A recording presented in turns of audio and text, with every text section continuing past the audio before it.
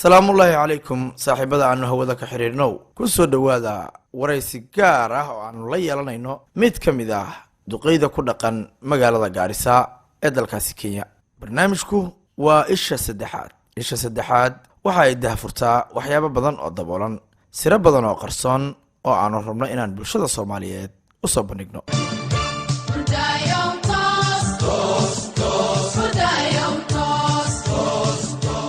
inta badan barnaamijka isha saddexaad waxa uu ka baxaa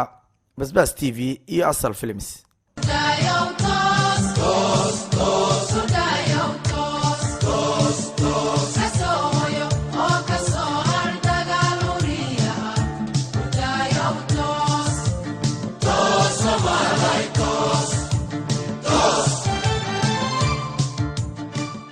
iminka waxaa qadka telefoonka si toos ah ugu jira mid ka mid a duqeyda ku dhaqan magaalada gaarisa oo aanu magaciisa u qarinay arrimo amni. waa tahay kariibu musey, soo dhawow musey, ku soo dhawow basbaas t v. soomaali waxay kuwa mahadee balaaye ninkii balaayadaada raba guudkaadu ka quryasta aad iyo aad kenya horta kenya balaaye soomaaliya inay balaaye ka rabto waxaa kugu daliila horta guudkeena ka qoryaysana badaheena soo gashay si wanaagsan. annaga hadday badaheena ay soo gelin soomaaliya kenya ma soo hadli lahaye waa maya hadde waa runta oo wadankan inay bulido oo soomaaliya askari waa la ogsoon yahay gumaysigii baa ku daray kenya sax. haddana qayliba kama jirin oo haddii soomaaliya hadda tabar dambe ay haynin intan hadday soddonkii sano burburka ee dawlad hadday jir lahayd gobolka waa la xoreyn lahaa aad iyo aad. laakiin waxa dib u dhaca u keenaba horta waa burburkii iyo dawlad-aadii ma garat oo soomaaliya ku habsatay ay ku haysato jaanis ay ku heshay kenya inay sii haysato aad iyo aad. iyadoo tii ay qabtay hadda badahan ay soo gashay oo soomaali macnaha nin dhaawacay alaabtiisa dhulka waan ka qaadan karaa sax waay. annagaa dhaawac annagaa isu geynaa nagula arkay laceefnimo marka badaheena in la qaato badaheenana shidaal iyo adduun iyo khayraada ka buuxa oo wadamada waxaana lama haystaan sax. kenya hal dekeday leedahay, dekedina jaynaba haastaa oo lacago fara badan intay ka cuneen bay meel ay ka siiyeen ay waayeen inay dekedii ay ka kareenta soo dhigi waa ta Mombasa miya? waa midda Mombasa ha shiina intaasoo milyan ku yeesho meel wax laga siiyo la waaye oo dekedii la wareego oo cashuurta dekeda ka qaata. waa ta hal dekeday haystaan, annagana waxaan haysanaa intaasoo dekedood ood xisaab lahayn maasha allah. annagana waxaa haysanaa xuduudkeena meesha uu kenya meesha kasoo gelay iyo meesha badda uu ka gelay ilaa iyo waxaan haysanaa raas gaboni ilaa iyo raas caseer iyo raas caseer ma garan oo haddana kulli oo khayraad oo wada dhex fadhiya oo kalluunkii iyo maxay kalluumada kale hataa kan soomaaliya ka macaan qudaaraha wadanka kale ka baxaan oo afrikada kale hataa qudaar soomaaliya ka macaan soo aad iyo aad aad iyo aad. waxa waaye marka niyow annaga soomaalida waqooyi bare haddii aan nahay uhuru dhibaato madaxweynaha kenya uhuru dhibaatada uu nagu hayo waxaa kamid ah wadankan annaga qaybtan aan deganay dhibaato ka dhacda soomaaliya haddii dhibaato laga asaaso dhulkaa kale oo turkaanada iyo kukunyada iyo waxan iyo ma aha kitaab waxaa le baalashu ka dhamaada annaga dhinaca soomaaliya annagaa soo xognaa dhibaatada annaga naga soo dhici waqooyi bare sax waay. xilli kasta hadda waa aragtay annaga waqooyi bare haddaan nahay carruurteena qolooyinkan markay al-shabaab iyo waxan markay soo gudbaan annaga carruurteena lagu laaya iskuullada lagu laaya oo dhinacii laga soo dhacayaan nahay sax waay. annaga waxa weeye waad maqlaysay dadkii maxay ahaday madheera cabaadkii ka baxayo cabdirashidadan meesha uu dhumanahayo dhibaatada dadka ay sheeganayaan waad maqlaysay aad iyo aad waa la soconaa si fiican. oo beero dad leeyahay dhex degeen oo beerihii bay hataa musqulo ma laho oo dhibaatadii meesha ka dhacday roob hadduu dhaco daaco baan khatar unahay waa kii odaygii lahaa sax.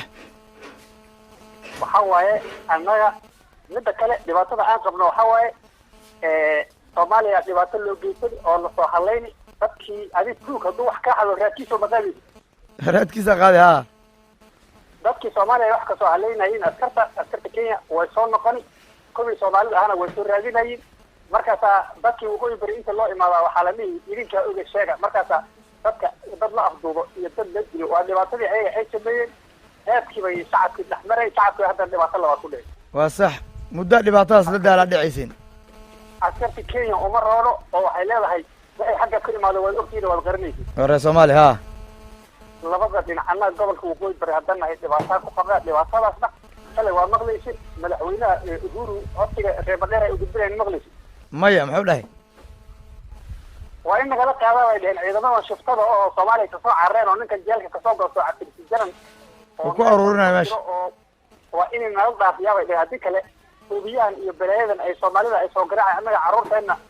yaa rabaa inay ku baabado waxaa rabaa bay dheheen madaxweynaha sida ugu dhaqsi badan ninkan inuu na dhaafiyo dhinac u laadi ama Tanzania Kenya hoose aadiyo ama Soomaaliya aadiyo baa annaga hana dhaafiyo waa sax waaye walaalkay sidee u aaminsan yihiin horta ciidanka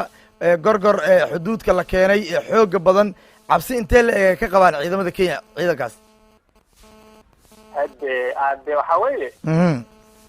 adiga nin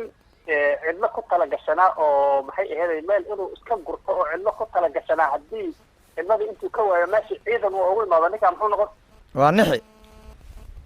haddi Kenya naxdin bay ku tahay meeshan in la iska aroorsiyo la rabay badal la boodaynin ba wejigan inuu ka soo baxay rag xoog leh oo dalkooda u nool oo dhacsan karaba Soomaali laguma tuumay miya madan la filaynin ba ha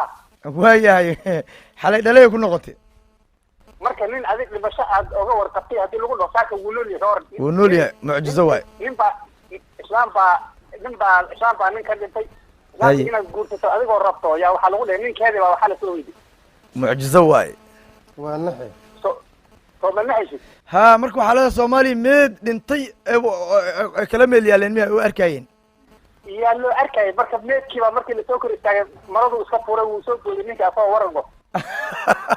waagaa ku bariyay marka nimankii marka way yaaba yihiin oo marna gadaala tilaabo loo qaadiyo waxaa laleeyahay nool yahay marna hor iyo gadaal ay u socotaa marka Kenya hor iyo gadaal waana soo qaabili la tahay hor iyo gadaal ay u socotaa si fiican gurigii ay meesha u soo aadana way qabtaa naftina wadnahina wuu soo gelin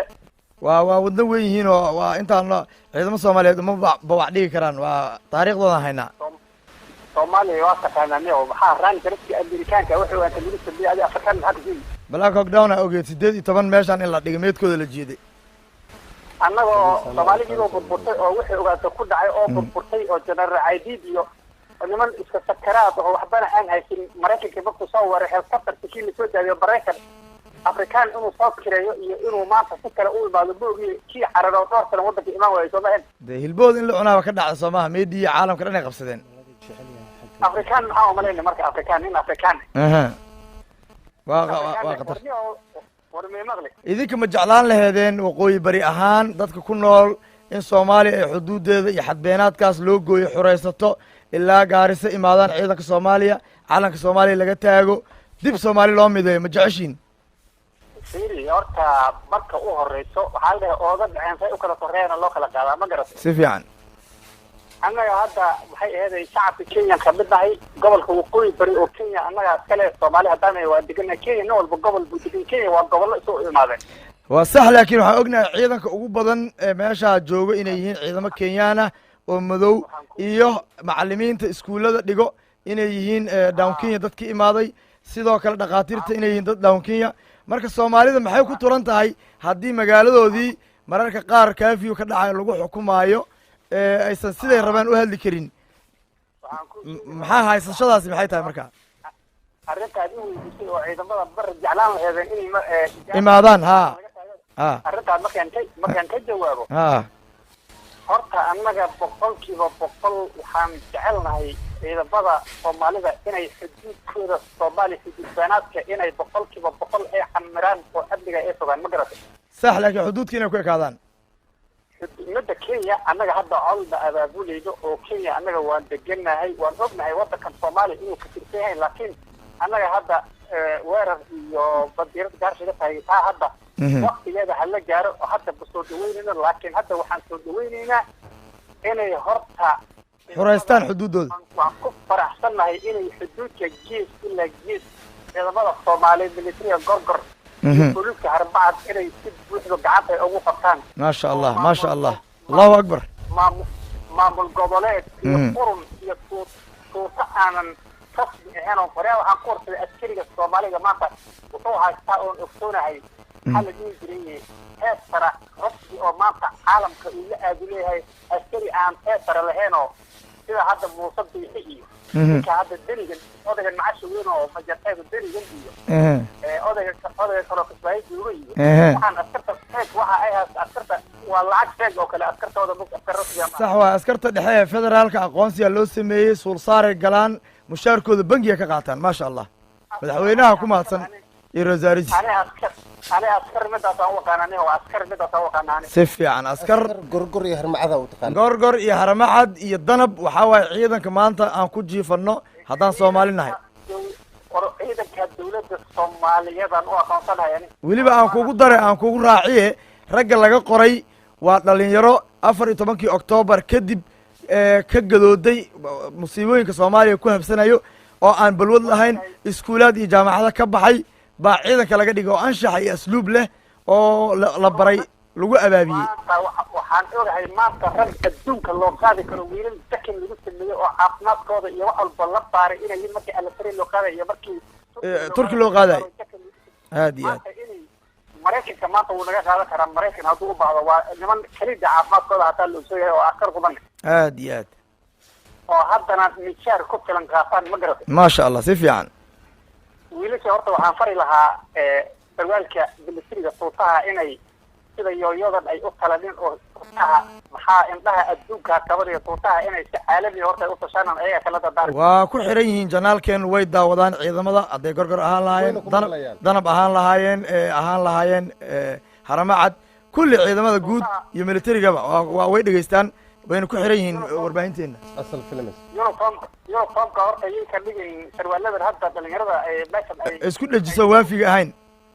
yay ka dhigin ilma adeerayaalow caalamka indhaha caalamka idin hayaan waxaad idinkala dadaarmi uniformka tuutaha inaad si caalami oo wanaagsan oo 100% heer sare inaad u talataan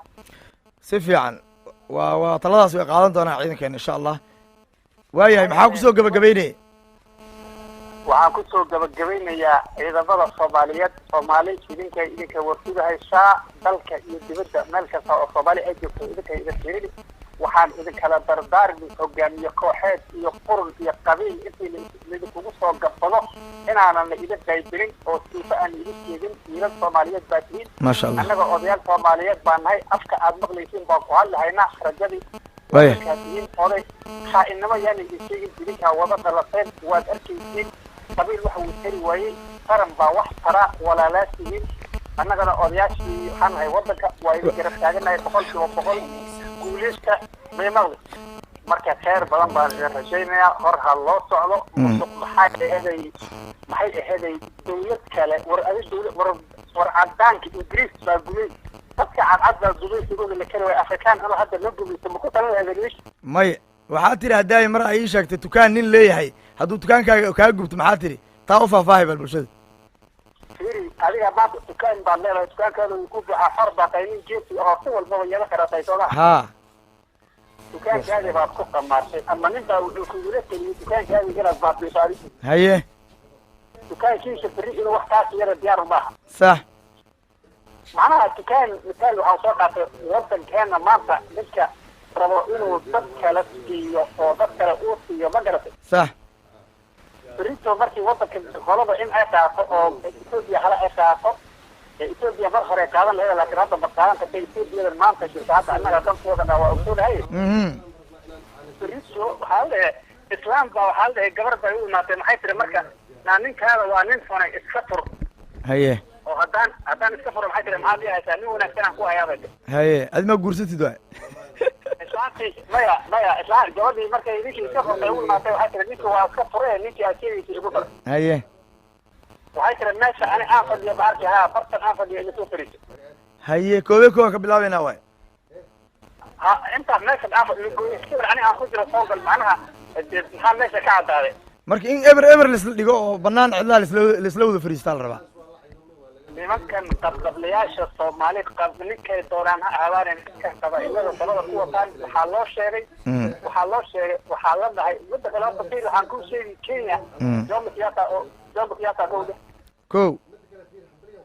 nin la dhaho maxay aheeday madaxweynihii labaad saaya arboy naga dhahana aramoy si fiican kabajina aad iyo aad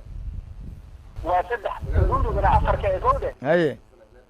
saddexdii madaxweyne oo ka hore annaga dan laguga sheeganayna dalkan maanta uhuru nagu sheeganayo badan uhuru nagu sheeganayo maanta maxay ahayd horta baddaan uhuru maa la talisid waa madaxweynahaaga laakiin la tali bal wax u sheeg marka uhuru waxaan u sheegi uhuru war hadduu dal baqan yahay adiga aabahada yaa sheegi lahaa oo dhihi dal baa iga baqan ama ma daya arbay baa dhihi dal baa iga baqan kii baa dhihi dal baa iga baqan waa kaas walaalow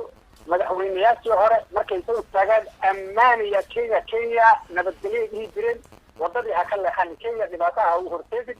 annaga shacabka kenya nahay dhibaato barabno nabad baa rabnaa dhibaataha na gelin soomaali deris baa nahay waad arkaysaa dhalinyarada soomaaliya walaalow na badbaadi inay kuleeyihiin waxa weeye maanta na badbaadi in lagu dhaho sharaftaada bayan intaasaa jira fariis ugu waa sax marka waa waxaan dhihi lahaa uhuru soomaali badbaadi shacabka soomaalina dhibaataha u horteedin uhuruna intaasaa u sheegi lahaa waa tahay ugu dambeyn waxaan kaa rabaa soomaaliya maanta doorasho ayay gelaysaa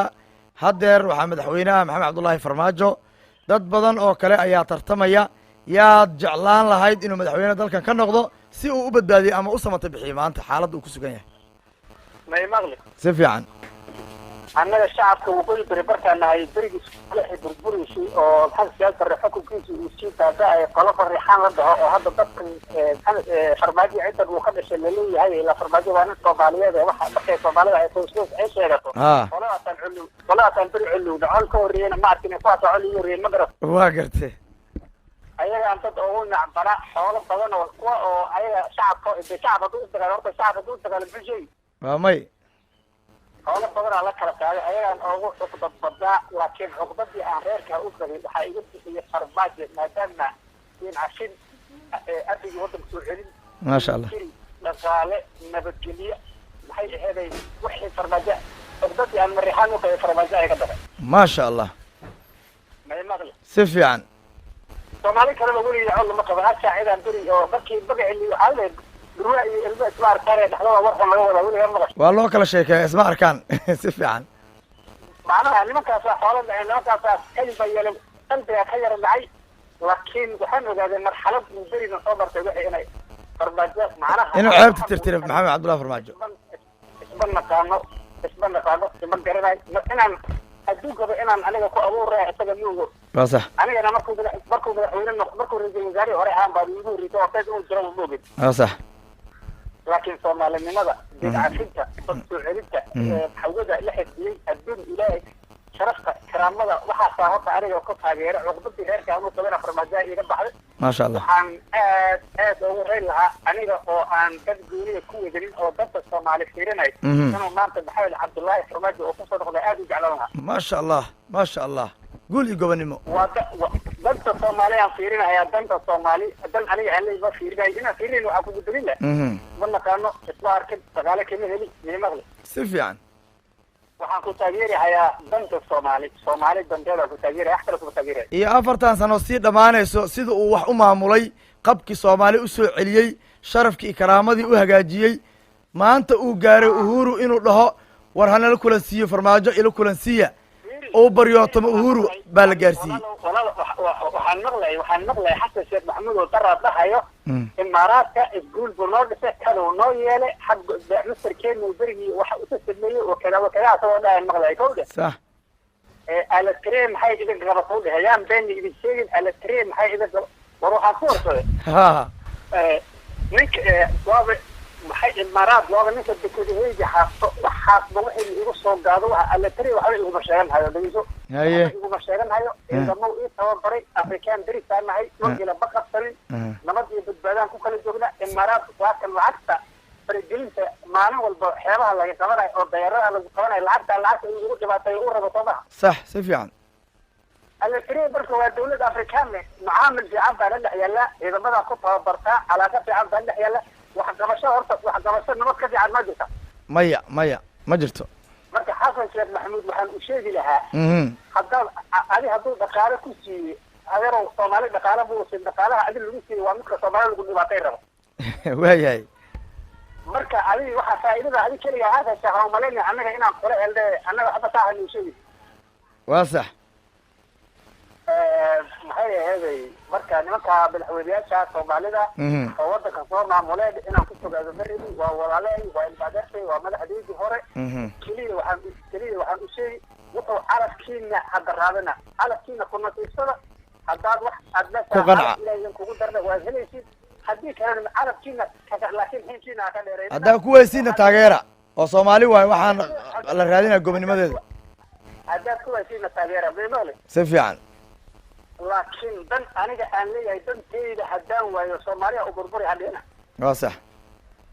danteyda haddaan waayo soomaaliya u burburi ama waa inay danteyda la fuliyaa ama ay soomaaliya u burburtaa ilmaa darheelo midda waa kaafiya kaldeeri iyo 91 loo laabana iyo xeryahaas maanta la furay xilligii ay furmeena loo laabana caqli ma aha midda kale madaxweyneyaal nafkada waa rag madaxweyneyaal soo bare waa rag sharaf leh waa rag qiimo leh war adduun ninkaan dhimanin adduun ma dhammaanaya sumcadda ha iska dilina karaamadii ha iska qaadina leedahay ha shantada hadda ka dambaa wakti kastaaba soo geli kartid wiilashida uu taagi kara karaamada wax walbaba sumcadda keeni karare war sumcadda ilaashada aynan ilaali marka waxaa leedahay cunug yariis oo hadda tilaabada la kufaayo waaye intuu si fiican uga istaagaya 4 sano kale ha loogu daro markuu istaago qofkii doona markaa ha bedelo tilaabada qaadi karo ra'yigaasa qabtaa waa kaa ha bedelo qofka jacaylkeena waa yaa wax qaban karaa jacaylkeena qabiil maa qabiil baan ugu nacnaa qaranana deeqo dhibaatada uu loo geysta qabiil waa midda hadda naga muuqata waa tahay aada umahadsan tahay ugu dambeyn maxaad ugu ducaynaysaa walaalaha soomaaliyeed ee si mutadawacnimo ah dhiigooda iyo xoogooda iyo maxaa la dhahaa xoolahooda xuduudka u keenay ee heeganka ugu jiro dagaalka waxaan ugu ducaynayaa inay laba maadaama inuu ilaahay samir iyo dabar adeeg u siiyo iyo inay ilaahay qalbigooda uu isku dumo oo kalsooni iyo niyad sami ilaahay siiyo ilaahay idinkiis kalsooni iyo waxaan ugu ducaynayaa maxaa la dhihi jiray iyo midnimo aadaad u mahadsan tahay daawadayaalkaasi waxau ahaa mid ka mid ah odayaasha ku nool NFD waxaanu magaciisa u qarinay xag amni waxaa wareysanaya anigoo ah hilaal cabdi iimaan hilaal yontooy barnaamijku waa isha saddexaad waxaad nagala socotaan basbaas TV sidaa iyo ammaano allah hadal imisaanu hadalo wax inooma hadhine anaan dowladnimadeeniyo sooya haybadaan lahayno hadal imisaanu hadalo wax inooma hadhine anaan dowladnimadeeniyo sooya haybadaan lahayno nabadu waa lama huraano ka hortaga kulaado heshiiya walaalayaalo hurdaayo toos soomaalay toos nabadu waa lama huraano ka hortaga kulaado heshiiya walaalayaalo hurdaayo toos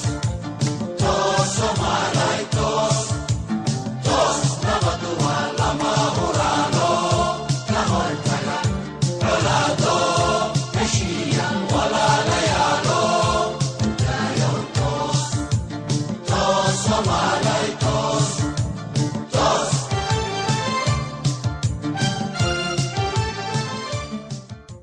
basbaas TV barta baraarujinta iyo boor iska qaadka haddii aanan balaayo urkayga ka galinay isinkana xijaabodhani bidhaantay adweydiide isinkana xijaabodhani bismillaahi raxmaani raxiim basbaasku aad buu u kulul yahay runtuna aad bay u kulushahay basbaaska qofka oogadiisa ama jirkiisa sare ma gubo waxna uma dhimo qofna ma dilo mana dhaawaco wuxuuse gubaa gudaha qofka marka uu cuno ama dhadhamiyo sidoo kale runtuna waxay gubtaa dulka dhagaha dadka dembiga galay sidaa darteed basbaaska runta ka dhigan baanu ugu gubaynaa dhagaha dembiilayaasha diiwaanka ha laygu qoro dembiile mar baa la qaban adigaa isbadee ha u bixin haddii lagu basbaaseeyo waa laysbasbaasayn boorkana layska qaadi dammane iyo goob xunjoog mudnaantu u doonan tahay dilaagu ammaanan yahay dulmiga loo heelan yahay midkii dabargoyn lahaa bulshadu daba taagan tahay beleda loo daacad yahay garsoorku dembiile yahay shareecadu diiday tahay soomaali dabkii ka huray inuu damoyaan la sugin diiwaanka ha laygu qoro dembiile mar baa la qaban basbaas TV markay xaaja halkaa marayso hibanuure waxay tidhi adin iyo lixaad iyo haddii aadan itaal hayn aamiinta ducadiyo allabariga mooyee arrin kale ma hayno